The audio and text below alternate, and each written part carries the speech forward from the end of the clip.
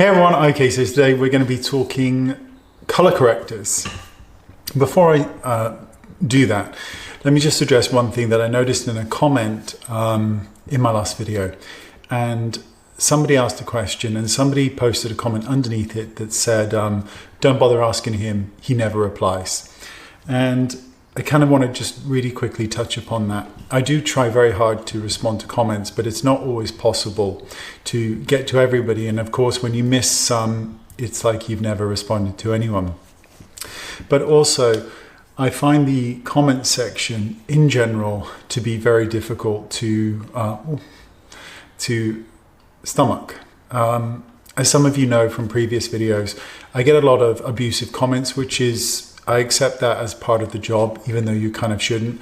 But I also get a lot of comments that are violent and with violence towards me in the comment, and people hoping for violence towards me. And it's not easy to read those, and therefore sometimes I find it easier to not look at them. But that of course means that I'm not looking at your comments, the nice people, and I am sorry. I'm so sorry. I will absolutely try and do better and to pay more attention to the comments, because the last thing I want to do is to make you feel like you're not being heard, and that isn't the case, I promise, and I'm sorry. Okay, color correcting. So we all know what it is. So it is where you apply a green or a blue or a mauve or a lilac or orange, or you get the gist. And the purpose is that you use a color corrector to, if you've got very dark circles, you would use a color corrector to brighten up that area, or to neutralize is really the word, those areas. So if you've got a lot of red on the face, some people would use a green to neutralize those areas. When it comes to concealers, there is a tiny bit of confusion. You have a normal concealer, you have a corrector, and then you have a color corrector. So a corrector is something more like Bobbi Brown in the bisque and the peach varieties. Eve Pearl also does an amazing one. Lots of companies do correctors. They're not to be confused with color correctors. The reason being is that with the Bobbi Brown versions, you could use those completely under the eyes and not use a concealer over it. It would look beautiful and brightened and lifted. The problem comes when you're talking about true color correctors. Those are green, red, orange. You know, this is a good example. So you've got orange there, you've got a green there, you've got a almost like a red, and there's this kind of, you know, you get the gist, you've seen it. And a lot of people think, I think on YouTube, particularly younger generations, that you would apply a color corrector underneath the eyes and it would be a very bright orange or red or whatever color. And then you'd use green somewhere else on the face. And that's not true, because the purpose of a color corrector is to neutralize an area.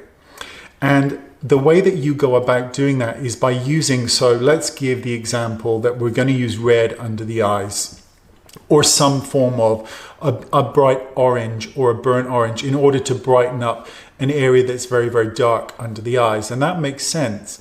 The problem comes is that if you put a bright orange concealer all the way under the eye area, you're not going to be able to cover that any easier with a foundation than you would if you just left the discoloration, because you've now got a bright orange under your eye that you still have to cover with foundation. The same goes when you use them neat with greens or purple or yellow or blue, or you get the gist.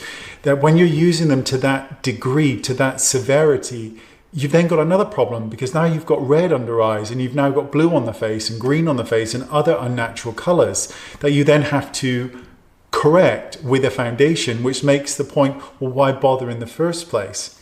Here's the trick, and this is something that I think is mainly, because I think a lot of you will understand this, but I think a lot of younger generation believe that you would just use a corrector even if you don't need to use it, because we see YouTubers using color correctors when there is no need to, just for the sake of it and just for the sheer fun of it. And if you're using that and you're enjoying it, great.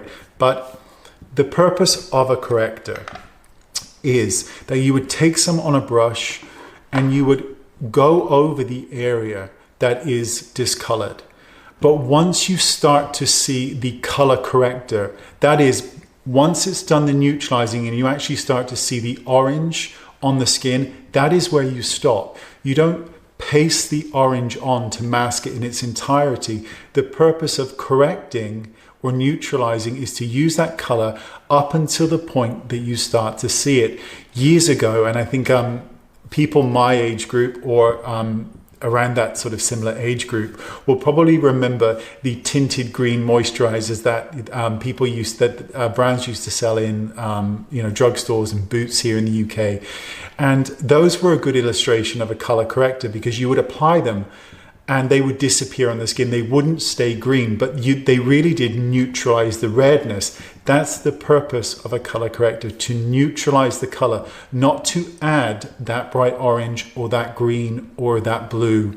It is to neutralize the color so that your foundation goes on and the discolorations are gone, therefore needing less foundation to do the job. I think there's a lot of confusion that you just want to slap on this really, really dark orange or red or whatever, and then cover that with foundation or concealer.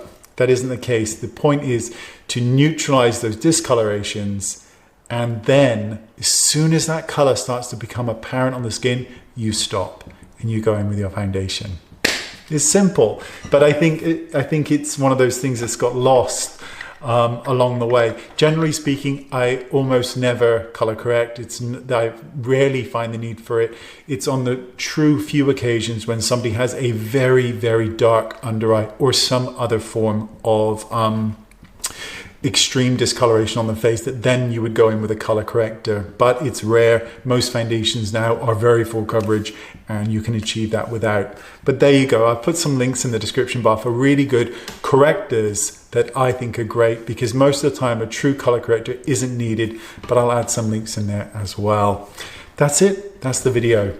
So moving on, because we've done the video, I noticed a lot of people have spoken about in the comments as well about my voice sounding different. The reason being is because there is no echo the same way that there was in the stone utility room where the washing machine was and the dishwasher and all that kind of stuff.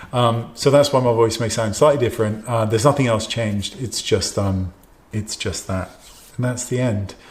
Thank you for listening. Thank you for being kind in the comments. And I am sorry. I will absolutely try harder in terms of trying to correspond with you all better, because you're very important to me, and I want you to know that. So thanks so much, and I'll see you all soon. Bye bye.